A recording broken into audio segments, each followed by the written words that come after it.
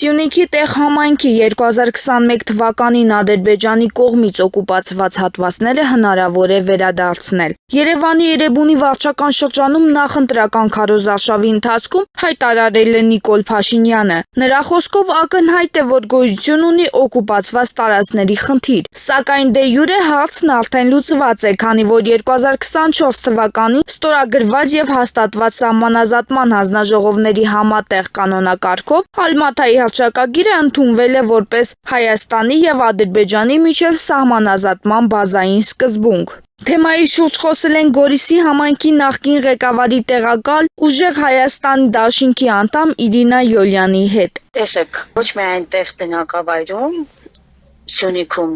2021 թվականից օկուպացված է Սև լիճը, Գորիս-Կապան ճանապարհը հանձնված է թշնամուն, մենք 240 քառակուսի կիլոմետր մեր սուվերեն տարածքը օկուպացված է թշնամու կողմից։